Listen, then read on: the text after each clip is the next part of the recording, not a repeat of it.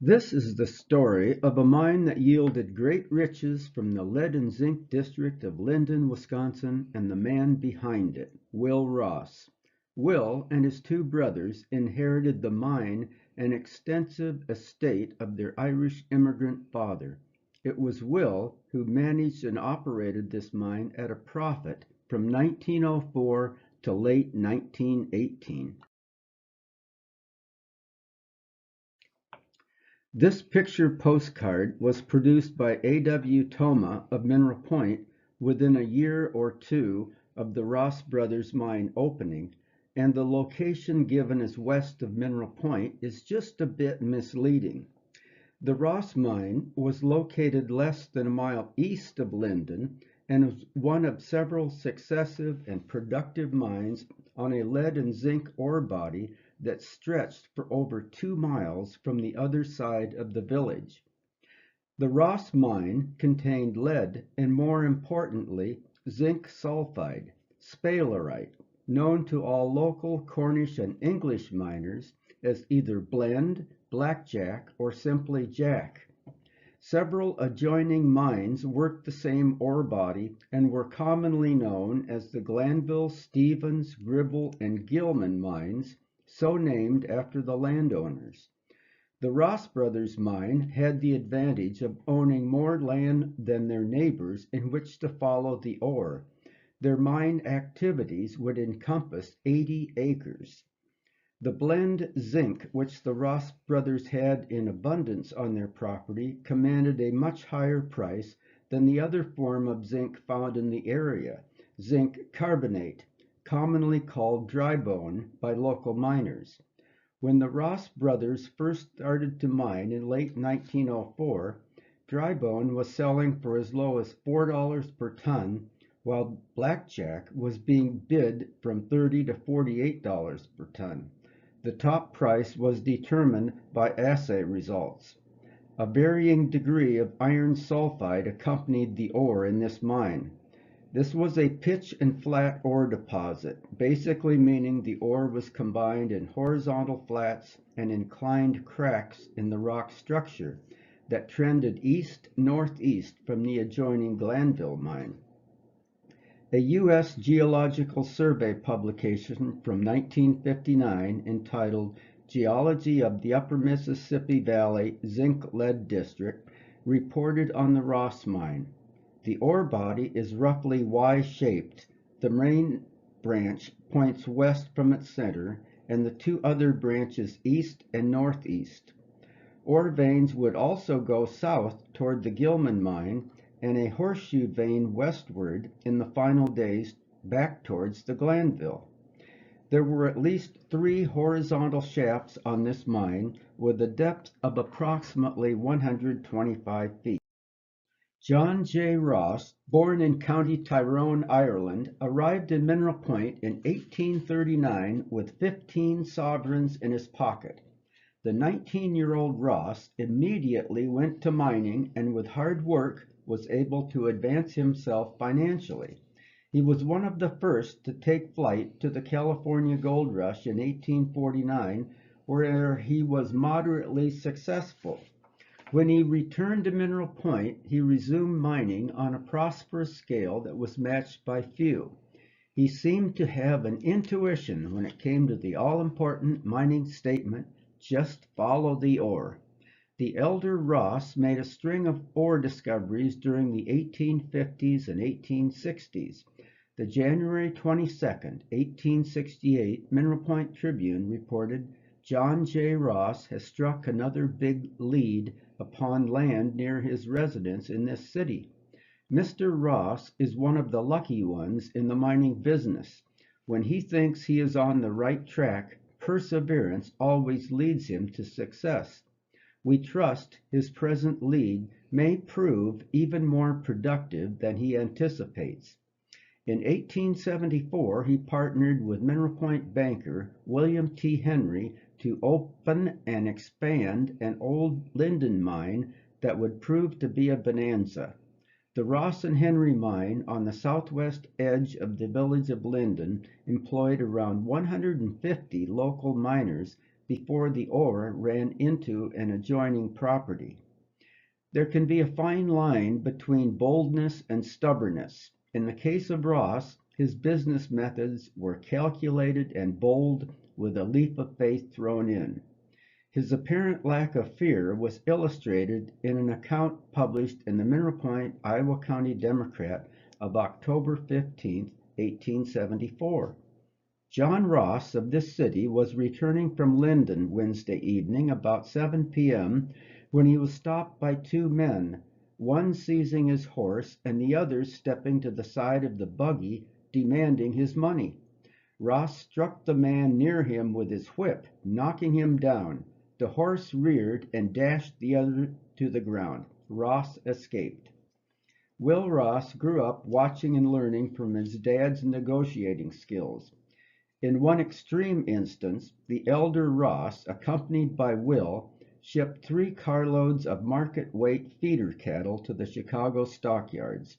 When a price could not be reached that was favorable to Ross, John had the 3 carloads loaded back up and shipped home to Mineral Point. John J. Ross also seemed to have a Midas touch with business, farming, livestock, and racehorses. In addition to the usual crops of the time period, he had a vineyard and large vegetable garden. His herd of Durham cattle were known across the Midwest. Many were sold to other farmers for breeding stock. Every year there was a large auction sale of bulls, heifers, and cows. John Ross owned timberland in northern Wisconsin, and he started Mineral Point's first lumber yard. Every year, several carloads of show cattle were shipped by John Ross from the Mineral Point depot to the state fair. Ross loved fairs. He was a driving force behind the start of the annual Southwestern Wisconsin Industrial Association, commonly known as the Mineral Point Fair. He allowed the fair committee to use land near his home for the fairgrounds, located in the general vicinity of where the Pointer Cafe is today. Will Ross said that as a young boy he attended the first Mineral Point Fair with his dad. Will, in turn, would continue a family tradition of supporting the local fair. Will went almost everywhere as a youngster with his dad when he wasn't in school. Skills and habits he observed would be reflected in his own life, as we shall see later on. John J. Ross died of pneumonia in 1889, and his death hit the community of Mineral Point hard due to his lifelong generosity and involvement in all major local projects. Will's mother, Sarah Prolo, was born in County Donegal, Ireland, and came to the United States with her mother, sisters, and brothers in 1839 direct to Mineral Point.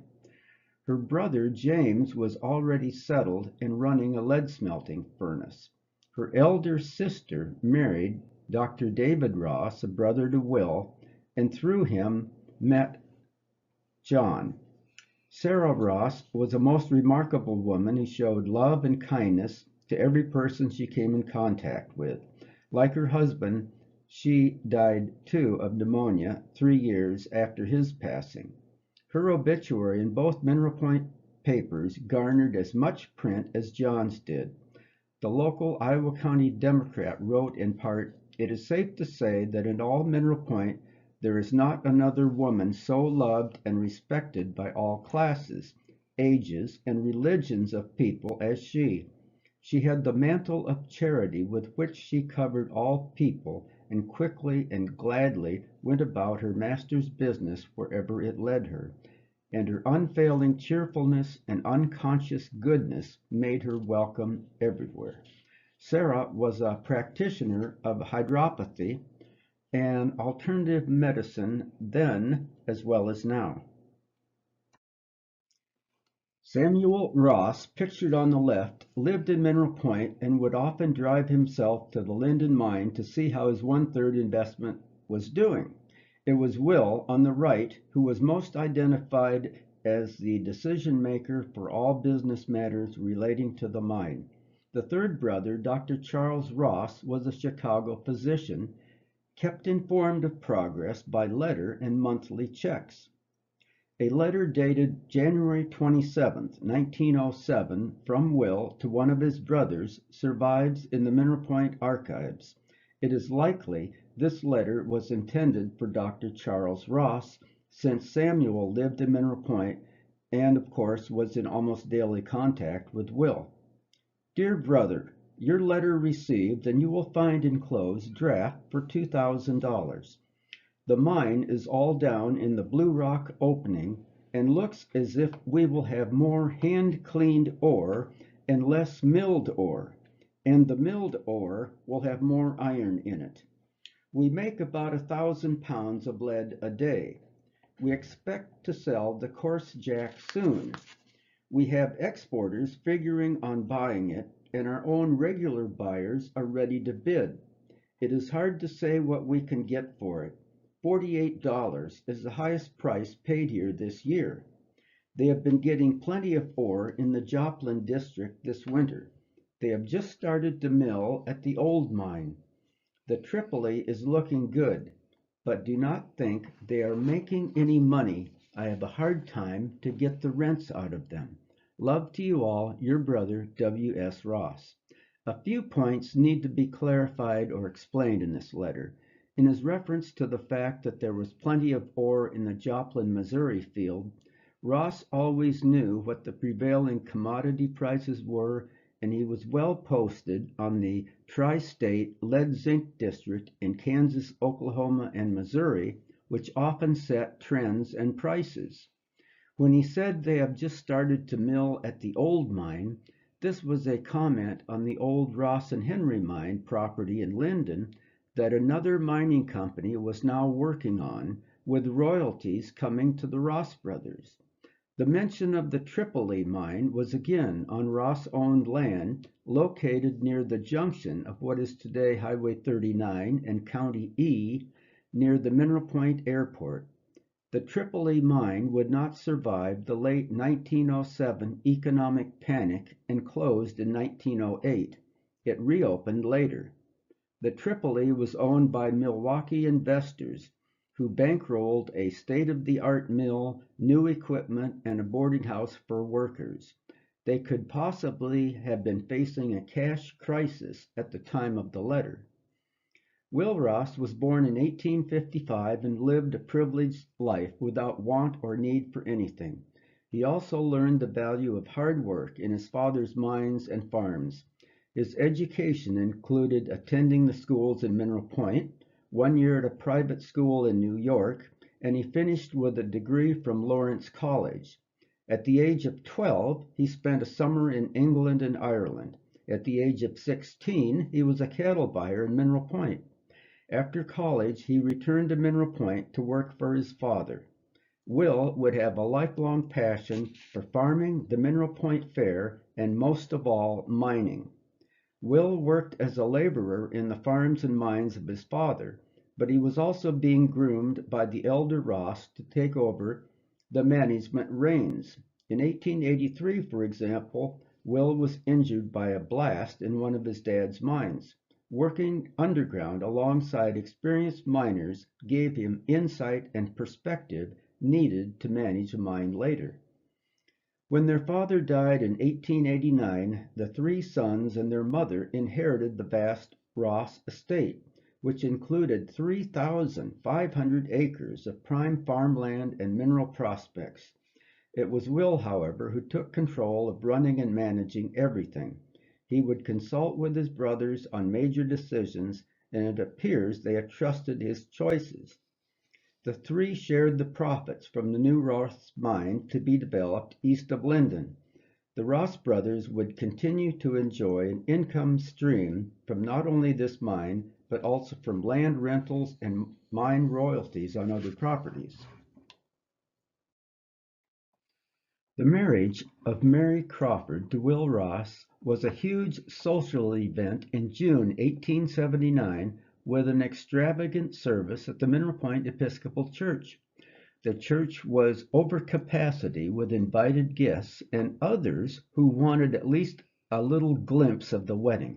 A lavish reception was held at the bride's parents' home following the wedding.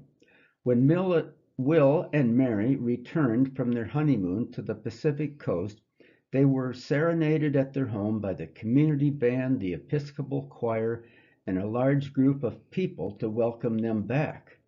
They were almost royalty in Mineral Point. Mary's father was Samuel Crawford, an early state of Wisconsin Supreme Court judge who died young, and her mother remarried J. M. Smith. Like Will, she was raised in an affluent home with many advantages denied to others, such as a tennis court at the Smith home. Mary Ross loved sports, entertaining, her family, music, and travel.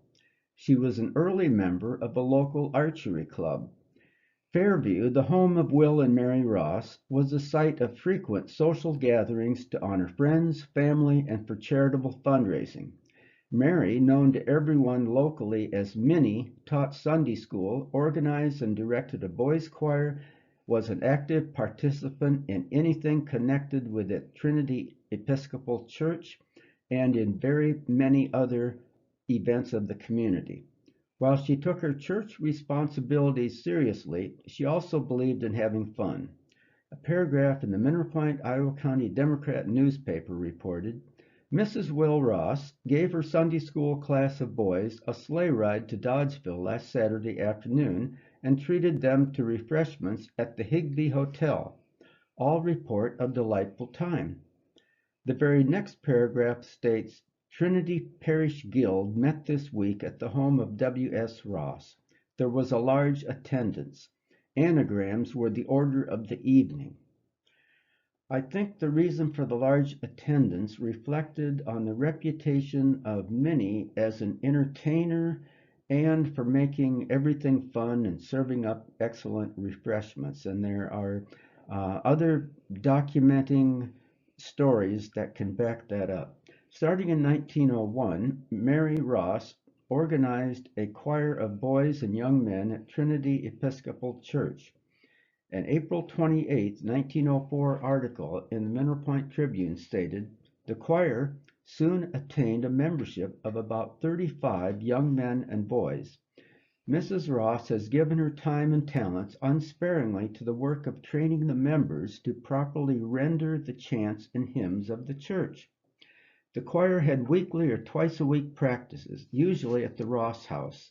The young men were rewarded for their work with not only an occasional party at the Ross House of food and entertainment, but also a week-long choir camp vacation. There are photos in the Mineral Point archives of choir camps at Lake Mendota in Madison, on the Rock River near Janesville, and a camp in northern Illinois, all paid for by the Rosses. Mrs. Ross was part of a group of local residents who established in 1904 Country Outings for Poor Children of Chicago.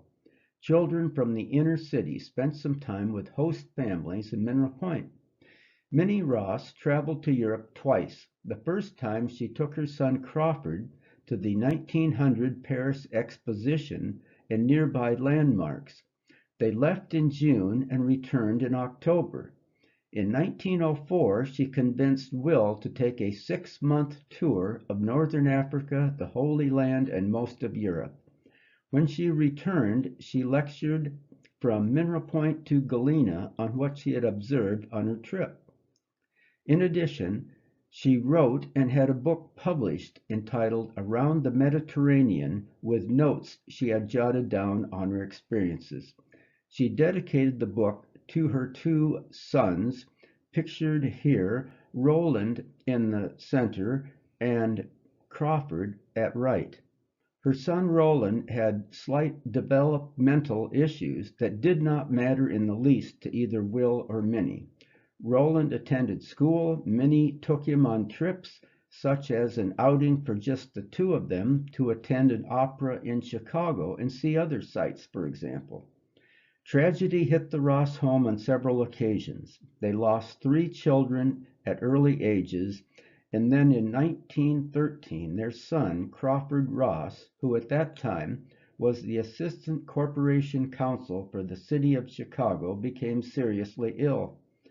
Many went to be with him at the hospital. His condition worsened and he passed away before Will and their son Roland could get to his bedside. He was diagnosed with endocarditis. He was only 34 years old. In October 1904, Will Ross directed drillers to the spot where he wanted them to start prospecting for core samples on the Ross land. J. W. Taylor of the Linden newspaper, the Southwest Wisconsin, reported, "The drillers have struck Jack in each of the 3 holes they have drilled for Ross Brothers on their land lying east of the Glanville mine. The Rosses will start a shaft in a few days. Mr. Thomas Fall, late foreman for Mason, is to have charge of operations. Just 29 years ago, Mr. John Ross, father of the present owners, bought this land because he believed the range now struck was there. At that time, so far as indications went, the probabilities were generally thought to be against him. The outcome, we might say, as usual, has verified his judgment." Normally, prospect drilling calls for a lot more than just 3 holes to locate a new ore deposit. The call for putting down a shaft in just a few days after looking at the core samples is also highly unusual. Estimates of proven and probable reserves are always subject to considerable uncertainty. Will Ross's decision to take a gamble and go for the ore without further analysis is reminiscent of the operating procedure of his father. This was not the last time drilling was conducted for this mine. Ross knew he needed to continually replace reserves depleted by production. In order to maintain production, drilling was necessary to expand known ore bodies or locate new deposits. The trade journal The Mining and Engineering World in June 1913 reported of the Ross mine, for example, "Drills are showing fine bodies of zinc ore in the glass rock 200 feet ahead of the working breast. Ore body now shows a width of 150 feet." It is likely that Smith and Rule, 2 local drillers, were hired to put down the first drill holes. The Rosses had used them previously with their diamond bit core drill on another Linden property. An average depth for test drilling on other Linden mines was around 150 feet with a cost from 75 cents to $1.50 per foot. A mine near Montfort went down 500 feet with prospect drilling within a year of the Ross prospect. The diameter of the core sample, based on other mine drilling of the period, may have been half a foot.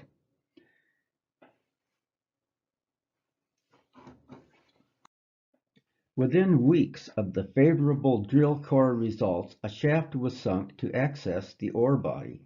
3 major advantages came together at the same time to enhance the profitability of this mine. Call it serendipity, good fortune, or being in the right place at the right time. The Mineral Point Northern Railroad, built by the Mineral Point Zinc Works, had just opened its short line from Mineral Point to Highland. The lack of decent transportation had long been a drag on the Linden mines. Hauling by team to Mineral Point over difficult and sometimes impassable roads was a huge expense. Now the Mineral Point Northern had a depot in Linden that greatly facilitated the transport of lead and zinc out, as well as coal and mine infrastructure needs in. Another boon to Linden mining was new access to electricity in late 1905, which improved ease and efficiency of operations. According to the Linden Southwestern of May 31, 1905, air drills run from a compressor were installed at the new Ross mine. The Southwestern, in their December 6, 1905 issue, reported, "Ross Brothers have installed a dynamo to light their cleaning house, mill, and engine room. Steam heating plant has also been installed in cleaning room." The third bonus was the acquisition of a nearly new milling operation from an adjacent mine. The Stevens mine worked the same ore body to the northwest, sold out to a group of Milwaukee investors who purchased the latest state-of-the-art equipment, only to have the zinc ore body take a horseshoe turn off their property line into the Glanville. The Montfort Mail on December 30, 1904, reported Ross Brothers have bought the entire plant of the Milwaukee-Platteville Lead and Zinc Company that was located on the William Stevens property. It was a plant that originally cost a neighborhood of $14,000, including mill, hoist, air compressor, and drills. Ross Brothers got it at a bargain and will move it to their new shaft about 1/4 mile southeast of its present location. The ore crushers were taken out before the move, but this was still a daunting task to move the mill and shaft house over hilly, uneven terrain 1/4 mile. Within months, the mine was producing blackjack and lead, and it just kept getting better. The Linden Southwestern, in their October 4, 1905 paper, Ross Brothers, in working along their range southeasterly last week, came upon a new jack sheet showing rich in lead.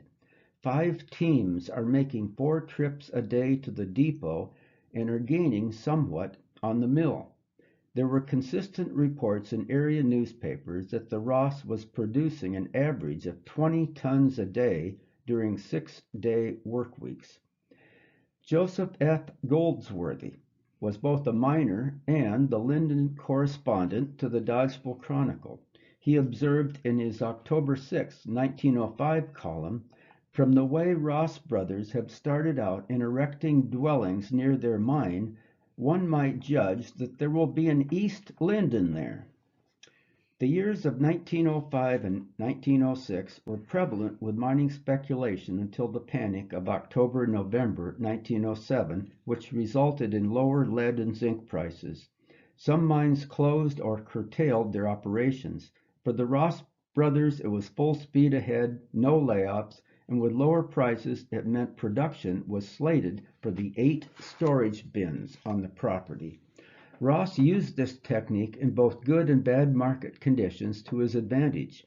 Ore buyers knew they could not lowball Will Ross with an offer for jack and lead. William A. Jones of Mineral Point was both a social friend and also head of the zinc works there. But Ross did not allow their friendship to come between him and the best possible price he could get. The regular New Jersey zinc ore buyer was N.H. Snow from Mineral Point, and on a large potential sale, Ross held firm and would not sell at the given bid. The deal was later made when the president of the New Jersey Zinc Company visited the Mineral Point area in the company railroad car, paid a visit to Linden and the Ross mine. The president inspected the ore and raised the price to the satisfaction of Ross. Ross was adept at getting the ore buyers to bid against each other and made the best offer stand. Rufus Quick in the Montfort Mail of November 23, 1905, summed it up this way: "When an ore buyer asks Will Ross when he is going to sell his ore, he invariably answers, 'When the price suits me.' He has one of the most productive mines in the Linden district, and he is thoroughly posted on mining matters. He don't have to sell if the price does not suit him, but when he does sell, it means a large shipment of ore." It was not uncommon for 1,600 to 2,000 tons of blackjack stockpiled at the Ross to go to a buyer in a single sale.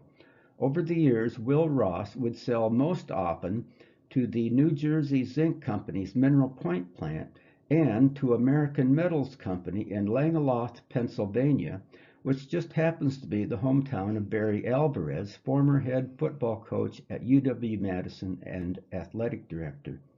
At least once, Ross entered into a forward contract with the Mineral Point Zinc Company to sell a certain amount of ore to them over a certain time period, similar to farmers who today contract with a buyer for corn and soybeans. From a payroll record dated April 1, 1906, there were 17 cleaners employed. Their job was to use specialized cobbing hammers to chip waste rock away from lumps of ore. The cobbing hammer was a chisel type, and the Pendarvis Historic Site in Mineral Point did have one on display a number of years ago. The Mining Museum in Platteville has an extensive collection and display of mining tools and equipment there, and you should be able to easily find something similar. Pictured here is a temporary picking table, and records show that a heated cleaning house suitable for colder weather was constructed at the Ross mine. The hand-picked ore always sold at a premium over mill-run zinc. However, the cobbing process was more labor-intensive. Two other Linden mines of the same era had cleaning houses on their property. The November 7, 1906 Southwest Wisconsin paper noticed, "One of the grandest sights in all the lead-zinc district is the 300-ton pile of hand-cleaned 62% jack at the Ross mine. It's a Gibraltar that no town in the district, except perhaps the Pittsburgh-Benton mine, can equal, and stands there a monument to the strength and richness of Linden's mineral wealth." The May 29, 1915 Mining and Engineering World stated, "Ross Brothers Mining Company is hand-cobbing ore from the break, making 60% stuff." So you can see that the hand-cobbing continued for at least a decade. However, a payroll sheet from the Ross mine dated July 1, 1917 did not list any cleaners employed. At left is Rob Crawford, nephew of Will Ross. Center is Captain Thomas Fall, and at right is Samuel C. Ross, partner. Rob Crawford was the son of Robert M. Crawford, co-publisher of the Iowa County Democrat, and the same as Will's son, Crawford Ross. Rob was likely at the mine for a visit underground, and was probably shown around by Fall and Uncle Samuel, who could answer any questions. In the center, Thomas Fall, Linden native and Cornish descendant, was the underground boss for the life of the mine. The use of captain as a title was a long-standing mining tradition from Cornwall to denote the superintendent or foreman at a mine.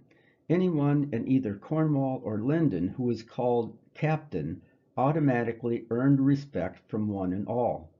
Thomas Fall was an experienced practical miner who worked his way through all facets of mining, and also worked for several years in the copper mines of Butte, Montana, before returning to Linden. Will Ross hired him away from the Mason mine in Linden, where Fall was also the captain of that mine, overseeing the work of 45 miners there. Payroll records show that Fall was the only salaried employee paid by the month instead of the day. As mine captain, Fall would have been a trusted member of the organization, someone Ross would have listened to and conferred with on a daily basis. Speculation in mining properties was at a fever pitch in 1906. Everyone wanted a piece of the action. Stock exchanges to buy and sell local mining stocks were located in Linden, Montfort, Platteville, and elsewhere in the lead-zinc district. A number of mines, not much more than a prospect, were flipped to outside investors with hopes of striking it rich. The Ross brothers were approached and offered $160,000 for their mine in 1906, but the offer was refused. The late L. Spargo, former president of the Linden Historical Society, had the opportunity to review the day books of the Ross mine, which were loaned to him. The net profit tally to the Ross brothers for the life of the mine was just over $530,000.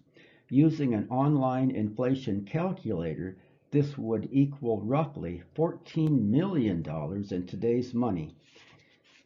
In October 1907, a stock market crash, called a panic at the time, sent commodity prices on a downward plunge. This photo shows the milling plant with more rock piled to the far right than previous photos and a new tramway to the left. In the foreground is an earthen dam, which was a water reservoir pond. At first it looked to me like a settling pond that more modern mining companies use, where heavier solids such as iron particles sink to the bottom and cleaner water on the surface drain away. Mark Langenfeld explains that the pond's primary function in this photo was probably to hold mine water for ultimate use in the milling process. He said the commonly used jig mills of the time, and this was a jig mill, used a lot of process water, and if you didn't want it to gum up the jigs, that water had to start pretty clean. There is also an article in the March 15, 1913 issue of Mining and Engineering World that stated a considerable amount of water was needed in the Wisconsin lead-zinc district for milling, and a reservoir pond would be constructed for settling and reuse of the water. Since the Ross brothers first brought up ore from their mine in early 1905, the production continued to show promise. The January 17, 1907 Montfort Mail stated, Ross brothers will sink 2 more shafts on their property east of Linden to use as hoisting shafts. They will be 5 by 9 feet and 90 feet deep. By late summer, early fall of 1907, zinc prices had fallen to a less than break-even level for most mining companies. Efforts were attempted to organize the mine operators to act as an OPEC type of group to help influence price stability and production. The Mining World, in their September 21, 1907 trade journal, reported, there is a considerable undercurrent of feeling among ore producers locally in favor of a shutdown for an indefinite period, while other companies, such as the Ross brothers at Linden and the Grant at Benton, believe in continuing operations but withholding ore from market. The Mining World continued, better prices for ore is the slogan all over the district, but these conditions cannot be met effective by accumulating surplus ore. Ross, however, would not be swayed by contrary opinions, and underground work continued unabated. There were periodic shutdowns of the mill when the 8 ore bins were filled to the capacity of 2,000 tons. When that happened, raw ore from underground, or dirt as it was called by the miners, was piled up to wait for the mill to restart. In December 1907, the New Jersey Zinc Works in Mineral Point suddenly shut down, closing the door temporarily for a big market of zinc. At the same time, the Montfort Mail wrote, the Ross brothers are working along without a break, with 45 men employed. The year of 1908 continued to show low zinc prices.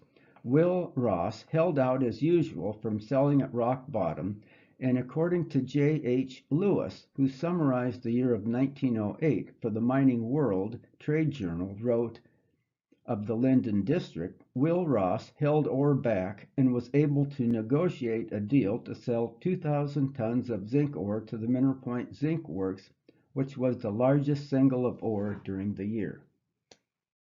Men employed at the Ross Brothers mine enjoyed stable employment with minor fluctuations.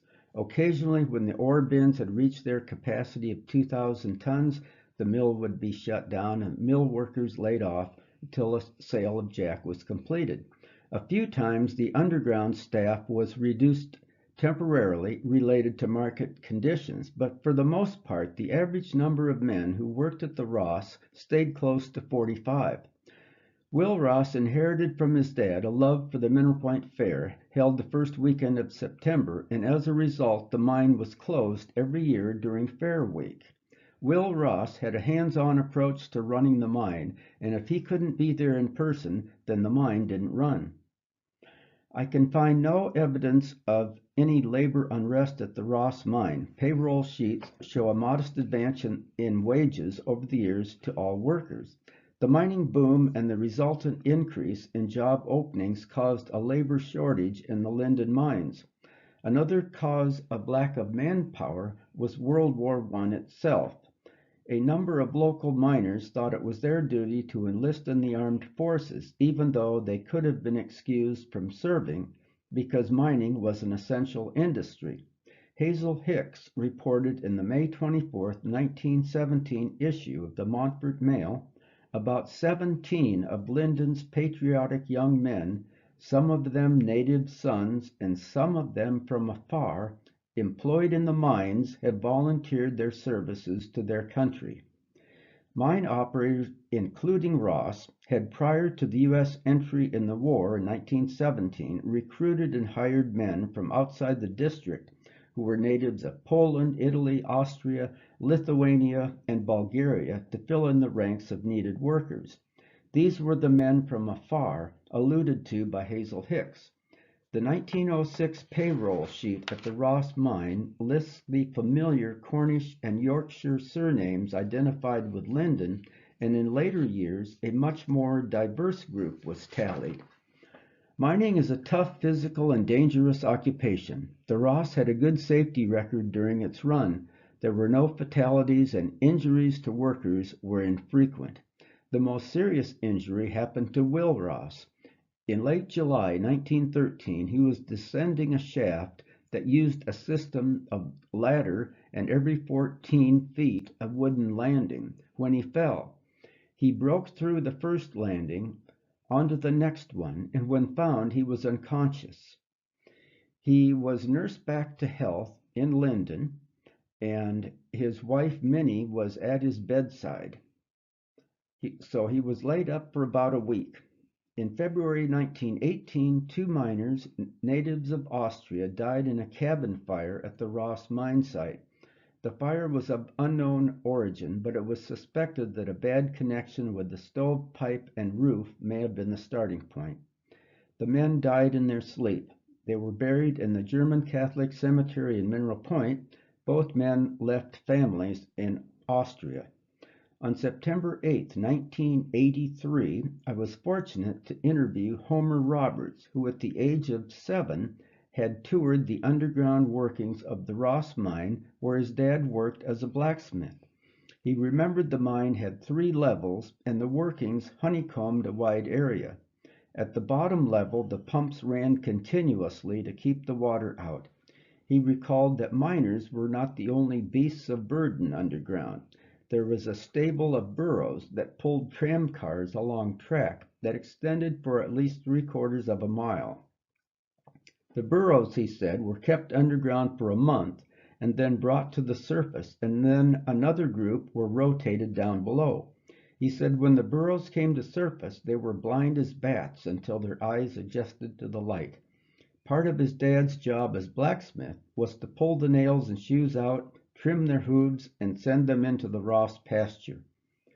Trammers were part of the underground crew. They led the burros in pulling the tram cars, loaded broken rock, and assisted miners. On the Ross payroll sheet, they were paid the same wage as the miners. The job with the most responsibility was the hoist men on top, who operated the cables for the ore buckets and the cage. A mistake or error in judgment could be deadly, and it was local tradition that mine owners always hired a primitive Methodist for this job because he was least likely to imbibe alcohol and not show up to work with a hangover. These men were listed on the Ross payroll as either hoist man or engineer. The Ross mine continued to work a 6-day week uninterrupted from early 1905 to September 1918. There were many examples reported in local newspapers and in trade journals of new ore discoveries on the Ross property. June 20th, 1914, Mining and Engineering World stated, the main ore deposit at the Ross Brothers mine has widened from 80 to 100 feet and is running 2 feet in thickness. The September 17th, 1914, Mineral Point Tribune stated, zinc range on the Ross mine has opened up, showing more breadth and clearing a facing 120 feet wide. February 26, 1916, Mining and Engineering World, Ross Brothers have ceased on their East End diggings and are driving westward. The range has taken a complete horseshoe turn and is making heavy in the upper flats. November 18th, 1916, the same trade journal reported Ross Brothers Mine, a consistent producer for 10 years, is reputed to have nearly run its course. However, a few weeks later, the same trade journal reported new strikes of volume were reported from the Ross Brothers mine early in the week. In 1918, zinc prices began to trend downward. The Montfort Mail reported in their April 11, 1918 issue on the Linden district, shipments of ore have been light owing to the low market prices. Ross Brothers and Optimo No. 3 continue to be good producers. Finally, in September 1918, the Ross Brothers mine took a breather from 13 years of mining. Mrs. C.A. Oldenburg wrote in the Linden News column of the Dodgeville Sun on September 10, 1918, the Ross mine has closed down owing to present conditions. Plans are being made to sink another shaft, therefore the closing down will only cover a short time. It was about this time that Will's beloved wife Minnie became ill, and her condition gradually worsened until she passed away in September 1919. Rather than reopen the mine himself, he sold it off to David McKay and his brother. They operated the old Ross under the banner of the McKay Mining Company for several years during the roller coaster ore prices of the early 1920s. According to the Wisconsin State Journal of May 6, 1925, the McKay Mining Company is readjusting the mill at the Ross mine for the purpose of remilling the tailing piles. The Ross mine, a heavy producer for years, left thousands of tons of mine tailings. Finally, on November 29th, the land, mine equipment, and tailing piles of the McKay Mining Company were auctioned off. Will and his son Roland turned to farming, raising and selling livestock right after the sale to McKay. Will, however, couldn't get rid of his passion for mining, and he was soon involved in prospecting on his own land and leasing other property in the search of new strikes. One quest that consumed him during his final years was to find the lost vein of blackjack that had pinched out or narrowed down to nothing from the final close of the Ross McKay mine. In August 1937, Ross believed he found the continuation of the range on land that was adjacent to his that he was leasing, with a promising core sample of blackjack at a depth of 108 feet. Will is quoted in an August 19, 1937 Wisconsin State Journal feature, "I'll make my own luck. Damn it all, I've been drilling for ore for 7 years. I must have drilled 100 holes. Now I've got something." Ross talked of a new mining boom and was quoted, "The world is arming for war and buying metals. I hope we don't have another world war, even though it would be good for mining. I don't like blood money." At the time of the interview, Ross was 81 years old and, according to the Wisconsin State Journal reporter, partially blind and slightly lame. With his white hair, he must have had the appearance of a slightly crazed old-time prospector of movie fame. He believed that within 6 months he would be operating the largest mine in Wisconsin. He was quoted, "The doctors say I'll live to be 100. They're wrong. I'll live to be at least 110. His prophecy did not come true. The lost bonanza was not developed, and Will Ross passed away in a Dodgeville hospital October 14, 1940, at the age of 84. I was unable to find an exterior photo of the Fairview Mansion, the home to Will and Minnie Ross, that would have reflected the mining bonanza that they would have had. It would have been a beautiful 2-story home, and the interior would have been just amazing. But this picture does show a Steinway grand piano in one room of their house.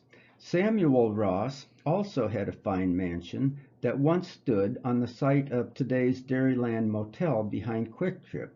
It was said to be one of the finest homes in all of southwest Wisconsin. Sadly, it caught fire in 1938 and was ruined. Roland Ross died October 22, 1944, after an extended illness in a Dodgeville hospital. The once palatial mansion of Will and Minnie Ross, called Fairview, was now empty. The house fell victim to plunder and vandalism. Finally, in 1969, an arsonist set the house on fire and it burned to the ground. The two-paragraph obituary of Rowland in the October 26, 1944 Democrat Tribune stated, "He is the last member of the William S. Ross family, which was prominent in our city for many years in social, business, and religious circles, and whose deeds of kindness and charity brought comfort and good cheer to multitudes of friends and associates." Will Ross had an extensive mineral specimen collection that won an award in the 1893 Columbian Exposition, and which he donated to the city of Mineral Point for display in the small limestone building on a corner of Water Tower Park. That building was constructed in 1934 and is still there today. The June 28, 1934 Iowa County Democrat reported, "William Ross has donated his entire collection of minerals to the rest house, and they represent years of patient collecting by this old-time mining man." Thanks are due to several people for making this possible. Mark Langenfeld is a fellow member of the Mining History Association and someone who is far more knowledgeable than I am on mining matters. Eric Flesch at the Rollo Jameson and Mining Museum in Platteville is also someone I could always lean on and trust for accurate advice about mining history. Nancy Pfotenhauer went above and beyond the call of duty at the Mineral Point Archives to provide all of the photos for this PowerPoint, with the exception of the very first one. And this PowerPoint would not have been possible without her assistance.